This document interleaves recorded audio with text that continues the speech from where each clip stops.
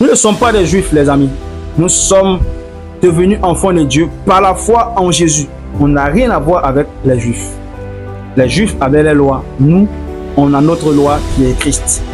C'est ce que Christ enseigne que nous pratiquons. Quelqu'un se pose la question, mais Jésus lui-même, dans Matthieu 23, a dit, vous donnez la dîme de cumin, mais vous ne donnez pas ce qui est plus important, la justice, la fidélité et la miséricorde.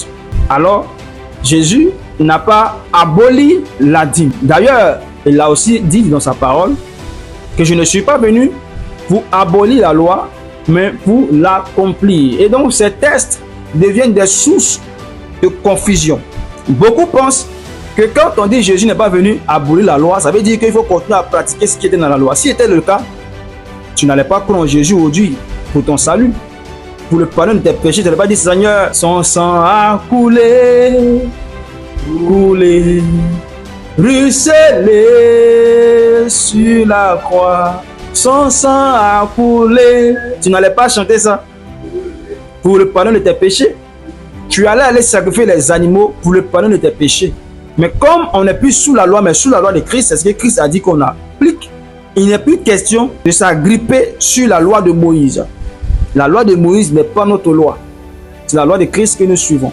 Dans la version français courant, dans Matthieu 5, 17, ne pensez pas que je sois venu supprimer la loi de Moïse et les enseignements des prophètes.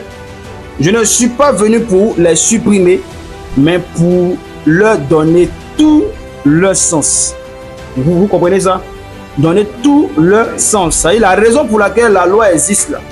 Jésus est venu pour expliquer. C'est pourquoi l'apôtre Paul va dire dans Galates, la loi est comme une pédagogue qui nous conduit à Christ. Vous voyez, donc c'est l'utilité de la loi. La loi est venue nous conduire à Christ. Donc quand la loi nous conduit à Christ, c'est Christ maintenant qui nous conduit maintenant.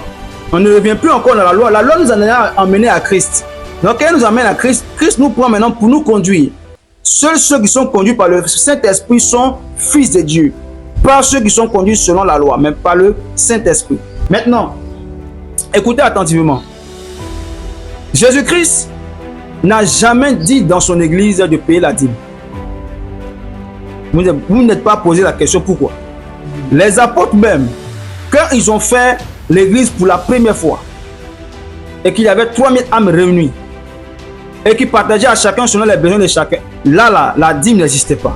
Ils donnaient tous leurs biens. Donc ça veut dire que, en vérité, la dîme a été mise sur place pour nous parler de l'amour.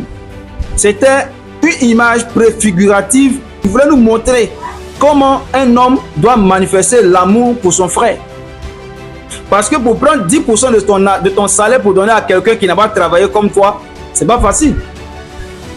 Mais dans la dimension de la grâce, ils sont allés plus loin.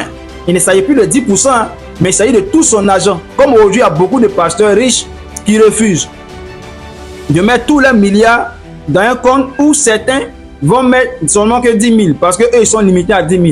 Non, ils ne se voient pas donner tout leur argent puis les ont ni riches comme eux.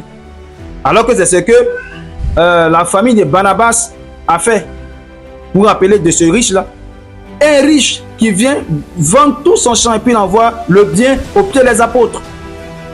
Et chacun donnait comme ça. Ceux qui n'avaient rien, ils ne donnaient rien. Et la Bible précise pour la première fois de l'histoire qu'il n'y avait pas de pauvres dans l'église. Parce qu'ils avaient compris la raison pour laquelle tous ceux qui avaient des biens dans la maison de Dieu possédaient ces biens. Ils avaient ces biens-là pour le bien de la communauté tout entière.